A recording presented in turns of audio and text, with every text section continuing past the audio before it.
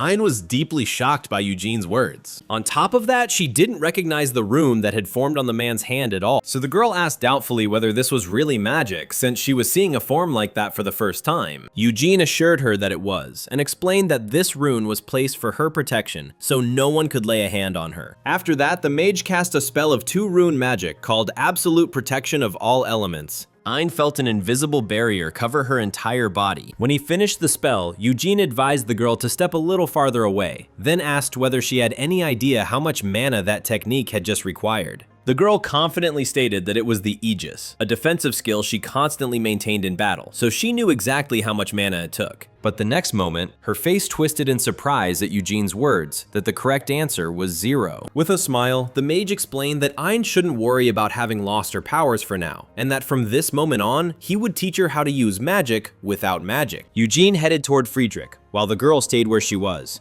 stunned by his words. Friedrich saw Eugene drawing closer and decided he was going into close combat. Knowing the man in front of him was a disciple of John Ehyok, the senior mage was sure he had an ace up his sleeve and chose to observe first. Eugene activated another 2-dimensional magic rune on his hand. Then, with a swing, he struck Friedrich's shield with a skill that resembled vines. To his surprise, the mage realized his shield couldn't hold. The vines wrapped around and squeezed the shield. And the next moment, the shield shattered and the vines coiled around Friedrich. Ayn, astonished, noted that when she had hammered that barrier with powerful blows, it hadn't even wavered. Yet Eugene had broken it so easily. Friedrich, however, wasn't worried about the barrier. He was far more interested in the structure of the vine spell. And as soon as he understood it, he immediately tore it apart. The next moment, he attacked Eugene. With a hand strike empowered by magic, he blew the man's head off. But he immediately realized he hadn't managed to kill Eugene, because the man began regenerating at once. Friedrich was very impressed by his regenerative magic, which was quite rare, and asked if Eugene had been counting on it in this fight. Watching this, Anne recalled that Eugene had been able to recover under any circumstances before, but his opponent now was Friedrich himself. The mage pierced Eugene's back with his hand and used magic in the form of black threads. He was sure that immortals without weak points didn't exist, which meant Eugene had to have some kind of core or ultimate point. So the senior mage intended to break the man's body down to the molecular level and reassemble it crooked and wrong to shatter the regeneration algorithm. But the next moment, Friedrich noticed something strange. Eugene managed to clamp onto a spell with bare hands. That thread-like magic was an explosive mana chemical reaction that, upon contact, was supposed to dissolve any matter or other magic. Friedrich was certain you couldn't just grab those threads as if you were yanking out weeds. But Eugene calmly proved otherwise, holding bundles of them in both hands and not letting them dissolve him. Then Friedrich attacked the mage again, intending to disperse his body first and then counterattack. But the next moment, Eugene grabbed him by the arm, saying he was caught. With a smirk, Friedrich asked what it mattered that Eugene had grabbed his arm, and how he planned to pierce the 12 layers of protection cast on his body. Seeing Eugene smile, the mage kept mocking him, claiming he had gotten too cocky after breaking his barrier earlier. He was sure the protection on his body was like the outer walls of a nuclear bunker, but when Eugene pierced even that barrier, the mage was utterly shocked. Using his magic, Eugene began altering the senior mage's body, while the man couldn't understand what was happening to him. And when Friedrich felt his arm simply get torn off, he realized he had fallen into a very bad situation. Waving the severed limb, Eugene exclaimed as if it hadn't been on purpose. The senior mage couldn't believe what was happening to him. Even when he fought John Ehyok, he hadn't gotten a single scratch, and here he had lost an arm to some kind of magic. When Eugene called out to Ayn, the girl could only respond softly, looking stunned. Eugene explained that he would have liked to show her more, but would have to settle for explaining in words the strikes that had produced an effect. Then he asked the girl whether she had seen all his actions clearly, including the free alteration of the shape and composition of his own body, and also the transformation of other objects that touched his hands. Serving as a living demonstration, Friedrich could only grind his teeth in rage, realizing he didn't quite understand what Eugene was going on about.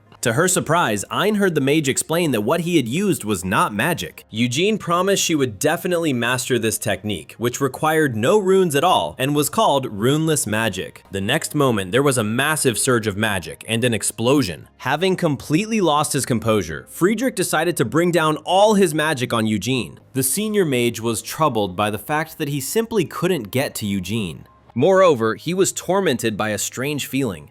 A sense that something was wrong. Looking at Eugene, Friedrich felt as if his mind was being corroded. At first, he decided it was all from shock and pain, since healing himself was becoming harder and harder. Then he thought it was the influence of Eugene's unknown mana on his body. But continuing to control his spells well as he attacked, Friedrich concluded that this wasn't it either. Then the senior mage decided to resort to one of the most dangerous spells in his arsenal. Its effect crashed down on the man, binding and consuming him. Friedrich also decided to strike with magical fire from above, hurling a huge fireball. Pausing briefly, the senior mage tried to catch his breath and realized that from the moment he had met Eugene, an inexplicable disgust had boiled up inside him. He was consumed by the feeling that he had gotten involved with something he should never have crossed. And watching Eugene's body burn and melt in the magical flames while he kept laughing, Friedrich shuddered in horror. For the first time in his life, the senior mage felt fear and despair. Watching the battle, Ein couldn't even come close, let alone help in any way. She knew Eugene's abilities, but she was still afraid for him. The senior mage was afraid too,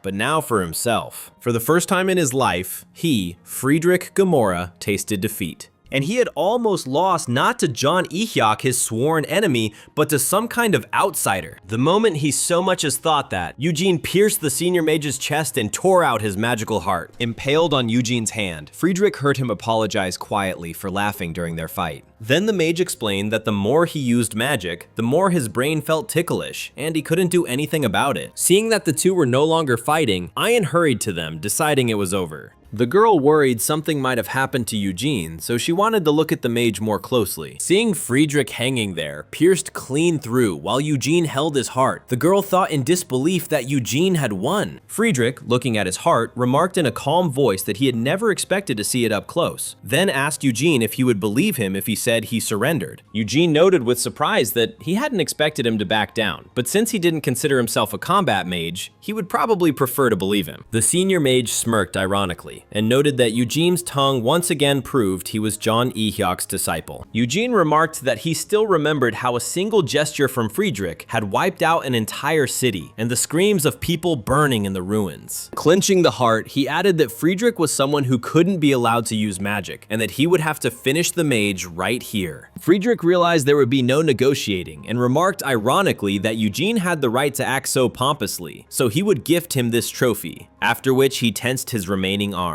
The next moment, the senior mage chopped off Eugene's arm right in front of him and managed to break free of the man's trap. For Eugene, it was an unexpected turn. Without his heart, the mage couldn't cast spells. But right before Eugene tore it out of Friedrich, he had managed to pump mana into other parts of his body. Now free, the senior mage called out to someone named Shaori. As the mage's voice faded, a portal appeared in space, and a hand emerged from it. The next moment, the hand grabbed Friedrich by the collar and dragged him into the portal, while Eugene was left with countless cuts all over his body. Eugene's body fell apart into pieces, and the mage couldn't stop Friedrich from escaping.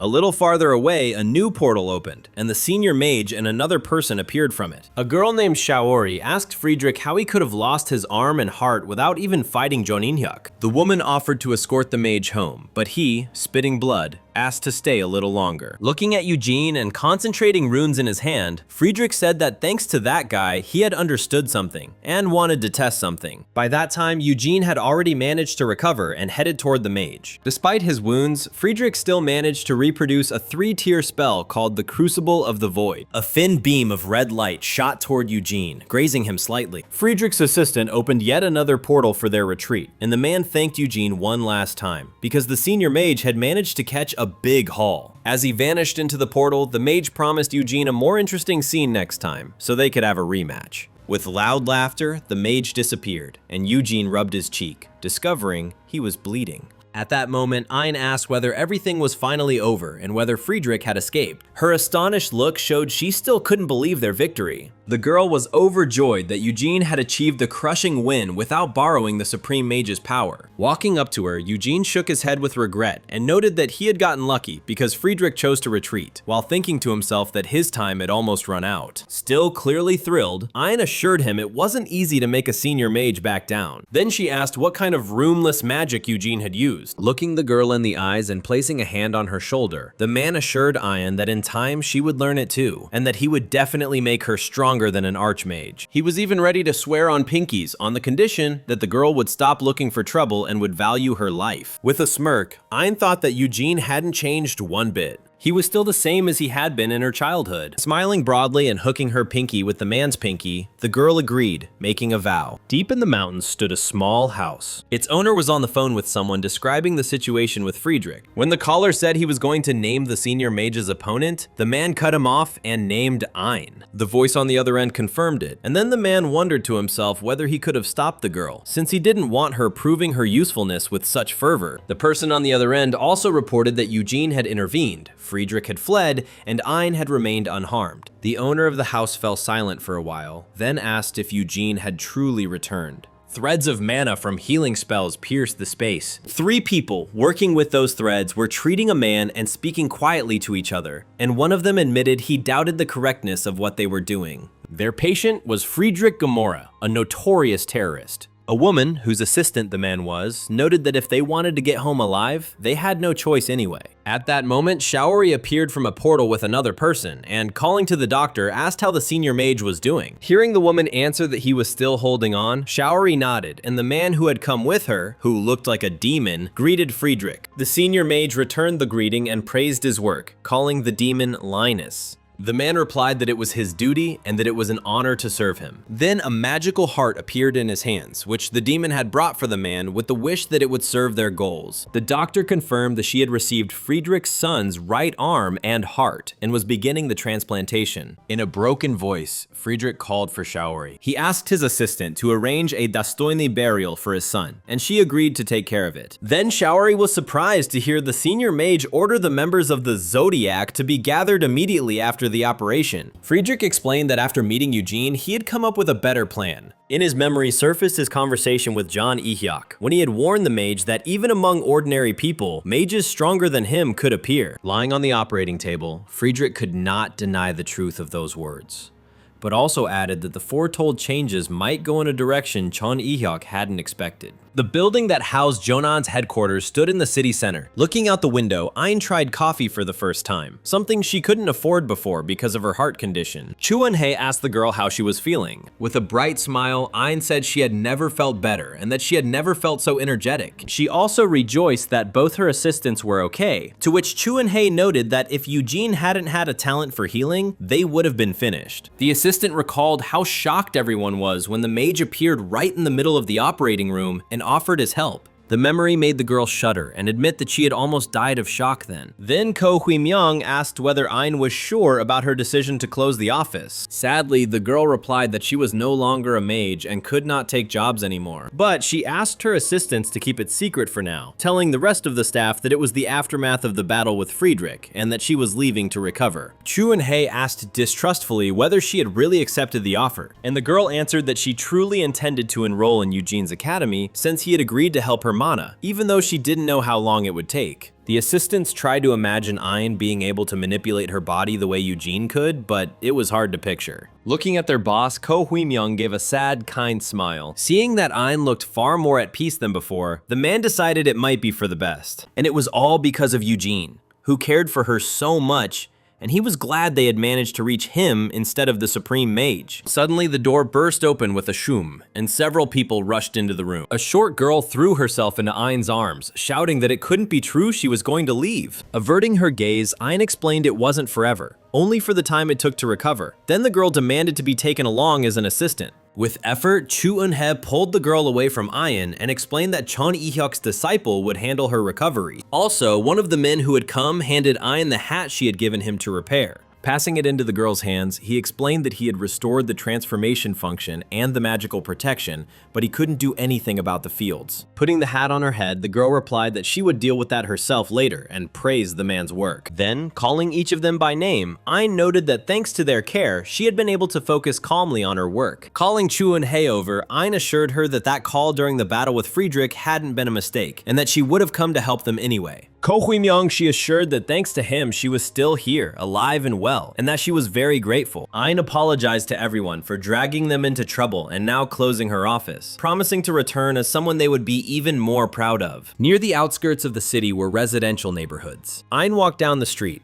reflecting that although her doubts hadn't disappeared completely, at least now she didn't have to worry about how everything should end. In the fight with Friedrich, Eugene had proven his strength and abilities, and he had promised to make her as good a mage as he was, or even better. Standing before the school building, Ayn thought that her father's best student had guaranteed her future. With a smile on her face, the girl decided to trust him. But the moment she stepped inside, the smile vanished from her face. And the reason was Eugene, who greeted her with a smile. And also another person sitting on the couch across from him. Detective Kim Sung-hye greeted Ayn, and she greeted her back. Then, through clenched teeth, the girl hissed at Eugene in outrage that she had asked him not to tell anyone she was here. Eugene called Kim Sung-hye his friend, which greatly surprised the girl, and assured Ayn that the detective wouldn't spill anything to anyone. Sensing she was in the way, Kim Sung-hye said goodbye and headed for the exit. She also assured Ayn that she would stay silent about her being here and about the problems with her heart. Eugene offered to see Kim Sung-hye out, but she refused, saying he had a lot to discuss with Ayn in private. Eugene insisted, but then Ayn suddenly grabbed him by the chin. Pulling the man closer, she asked what she was supposed to do about his talkative mouth, since she had even lied to her own people that she was leaving to recover abroad. News of her being here might delight villains, but Eugene assured her there was no one more reliable than Kim Sung-hye. Standing by the door and listening to their bickering, Kim Sung-hye thought it couldn't have been easy to grow up next to such a relative. Opening the door, the detective was about to leave, but there was someone standing outside.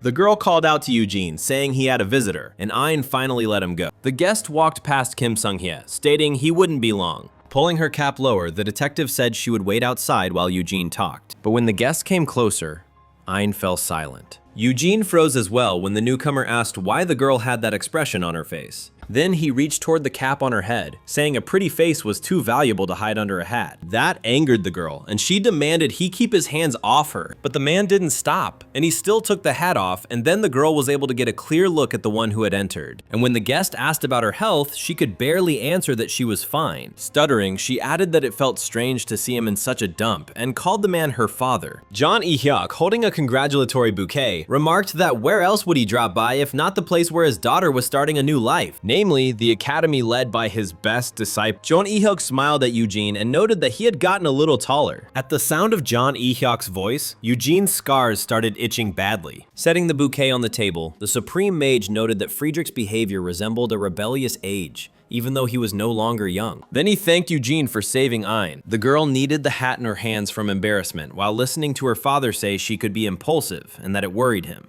And when Eugene heard John E-hyuk say he was glad he could rely on a disciple like him, the mage's scars itched even more. It was hard for him to hold back his urges, but he tried for Ayn, who was watching everything. But the more he restrained himself, the more he wanted to do it. Looking at his teacher, Eugene remembered their past, including the time when the teacher cut his body into pieces. Then he tossed them into a rift in space. And all of it was just to take his mage's heart. Eugene remembered everything again. Without looking him in the face, John E-hyuk said that he was very sorry they had to meet under such circumstances. After those words, Eugene couldn't take it anymore and rushed at John E-hyuk. Ayn and Kim Sung-hye were greatly surprised by his impulse. The next moment, Eugene tightly hugged John E-hyuk, admitting that it wasn't very adult of him, but he simply couldn't hold back. Resting his head on the man's shoulder, Eugene said he had missed his teacher so much, but was afraid the man wouldn't want to see him. Standing in the embrace, John E-hyuk smiled gently. Then the Supreme Mage hugged Eugene and said that even though he had only grown taller over the years, in his heart he was still the same child. Watching the scene, Kim Sung-hye felt awkward and got ready to leave. Then John E-hyuk addressed her by name, and the girl was surprised that the Supreme Mage knew her. She was even more surprised that the man confidently confirmed it, adding that he knew how she did everything so that citizens could sleep peacefully. Looking at her with a bright smile, John E-hyuk added that as Eugene's mentor, he was grateful to her for treating him like a friend. Kim Sung-hye blushed hard at the mage's words and hurried to leave, thinking the man was on a completely different level than Eugene.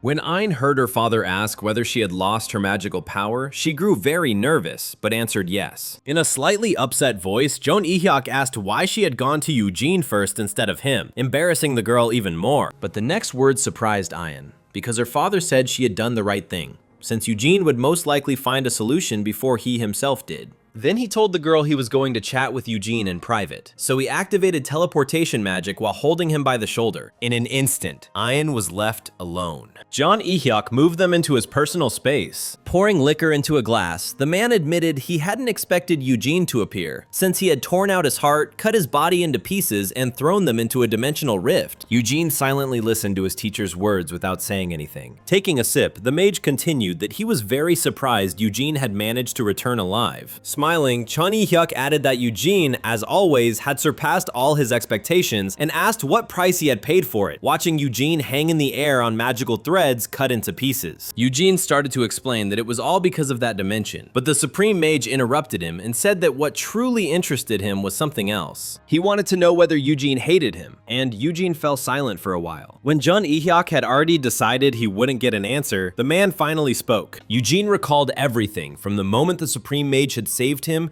and stated that the only meaning of his existence had been to serve John Ehyuk. Smiling widely, the man assured him he simply couldn't hate him and would even gladly die for him again. John Ehyuk froze in silence at those words, sensing no lie in them. Setting the glass on the table, he remarked that no matter how much he thought about it, if it was Eugene, then it could indeed be so. Rising from his seat, the mage walked over to Eugene and asked that if he was willing to go that far, what would happen if he asked him for something? For example, if he offered him that plan again. In a serious tone, Eugene addressed his teacher. Looking at him, the man replied that they had already talked about it 14 years ago, and that plan was too monstrous, so he would help with anything but that. Smiling and waving a hand, John Ehyuk cut him off and said he understood, and that if he had to listen to more opravdanya, he would completely lose face. Coming very close, the mage added that in any case, he had already come to terms with it, so he would use a different plan. Having closed that topic, John Ehyuk began examining Eugene's body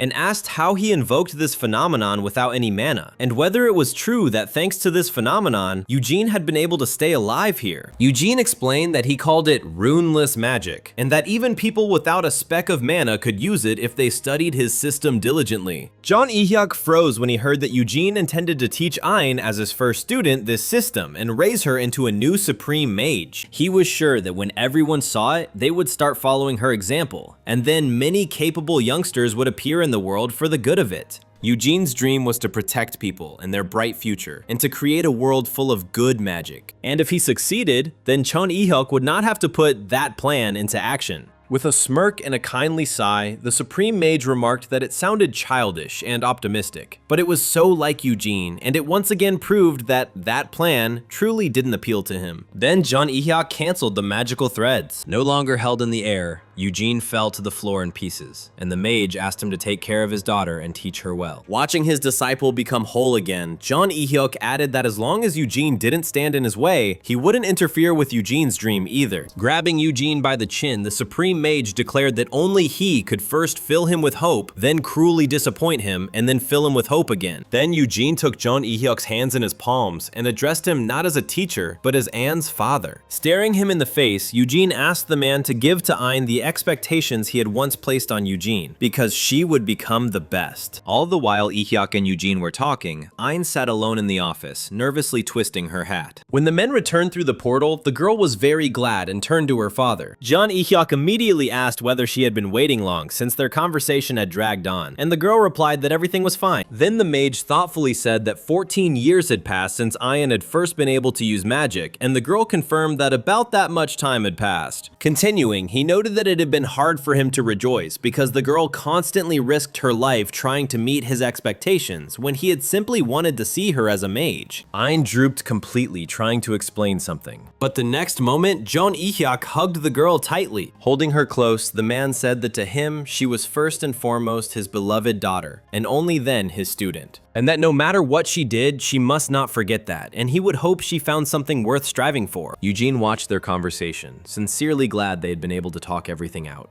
And when John Ehyuk finished speaking with Ayn, he decided to address him. Calling Eugene the director, he asked him to take care of Anne, and Eugene replied that on that matter, he could be relied on. Ayn, embarrassed and with red cheeks, kept trying to move past the conversation with her father, glad that John Ehyuk had priznal her his beloved daughter. But when she heard the talk turn to payment for her training, she immediately snapped back to herself. She asked Eugene in surprise whether he was going to charge money for it. Eugene replied that since she was enrolling in the academy, that was how it should be, crazy, to which Ein said that since he had promised to help, that should have meant it was free. In response, the mage explained that he had prepared a special course for her, and if he didn't charge for it, the other students might consider it unfair. Jeo and Ehyuk agreed with the mage's words and said he would pay for her education. Ein objected since she was already an adult, 22 years old, and was already earning money herself. To which her father agreed that little Ein had already grown up, and the girl remembered her recent conversation with her company's accountant. Manhwa had reported to her that he had sold all the magical equipment to pay the full penalties for terminating current obligations and had arranged the remaining liabilities. He was very surprised by the large amount of severance pay for the staff, which she had paid out of her personal funds, leaving her with almost nothing in the end. Ein assured him that all of that had to be done so it wouldn't affect her subordinates' careers, and that it was her duty. The girl kept quiet about the fact that for this she had had to sell her own apartment, move into a rental, and cut her expenses, just to avoid shaming her father's name. So she was happy now that Eugene wasn't a greedy guy, and the payment wasn't that high. Meanwhile, at Eugene's school, the senior mage answered the phone with a puzzled look, saying he would definitely verify the information he'd been given. After apologizing to his students, he said he had to leave urgently. Eugene said that next time he'd find a cozier spot for their talk, and little Ain wished her dad a safe trip.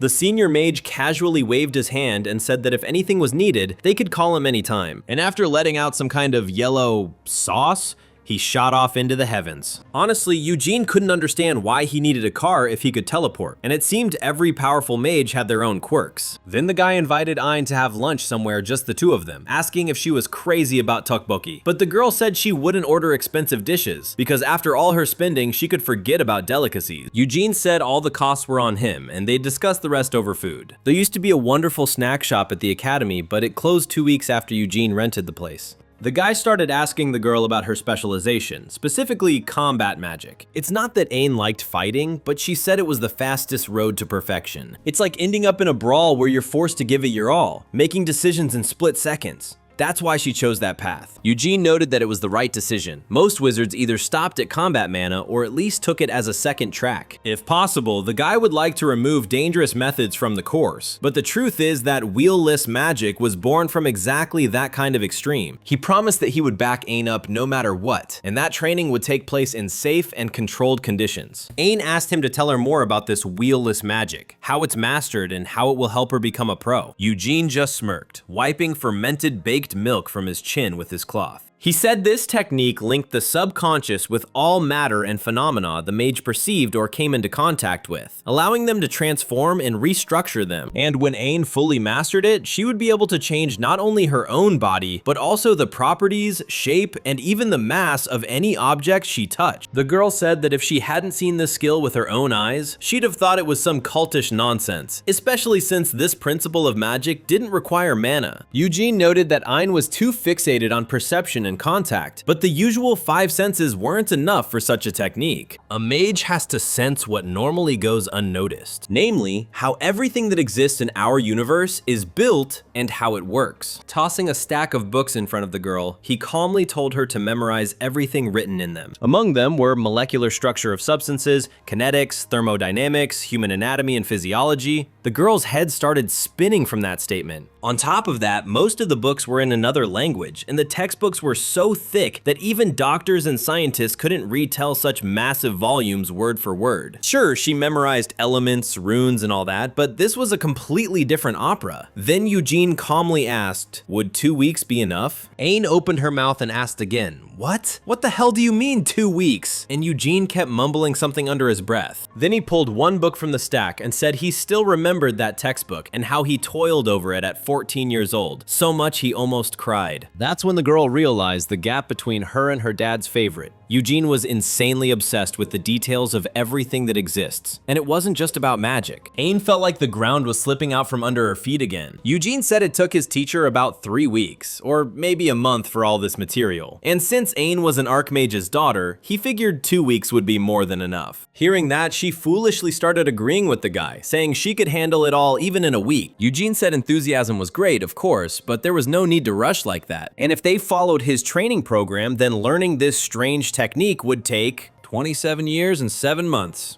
Ain's face twisted at that. That's when she realized she had believed in herself too much after watching Eugene's unbelievable spells. Still, not a single supreme mage reached that level in less than a century. Even Ain's father said it took him more than 100 years of study. It was such a global goal that the girl never even thought about exact time frames. Eugene noted that 27 years would fly by very quickly. After all, she had nowhere to hurry. Then Ain asked how long it would take her to regain her former level of magical mastery. She proudly said she was a top-class combat mage, and just a little more and she would have reached the level of a mystic. Eugene didn't understand what mystic she was talking about, but he pretended he did. The guy noted that if she wanted to level up her magic in parallel with the books, he didn't mind. Eugene said it probably hurt to lose what she had been best at. So he decided to solve the main problem first: how the girl could use magic while she didn't have her own. He decided to find a partner who would act like an external battery. 14 years ago, Eugene had to head to another dimension. He almost died after a certain incident. The guy drifted in the rift between worlds and ended up in one interesting little world. Inspired by the abilities of the local creatures, and with their help, he invented wheelless magic and saved his life. Ain asked who he met, and Eugene answered, fairies. At least that's how they classified themselves. Eugene said he would open the gate now. Ain had to always remember only 3 rules. Don't let go of the rope, don't fall asleep, and look only forward while keeping on walking. The structure of Eugene's neck began to change, and the guy started giving off a strange mana. His cloak began transforming into something odd. A gate to another dimension, the realm of fairies, was successfully created. Mana without mana was one thing, but Ain was shocked by the level of the technique he had just created. Because to create an interspatial portal, it took dozens of sorcerers and unbelievable mana costs, and even then, you could only keep the gate open for a couple of minutes. Eugene handed her the rope and told the girl to stay calm, because to become a supreme mage, she would need to surpass this monster. The guy noted that he had built a strong friendship with the fairies, and the coat he was wearing was their gift.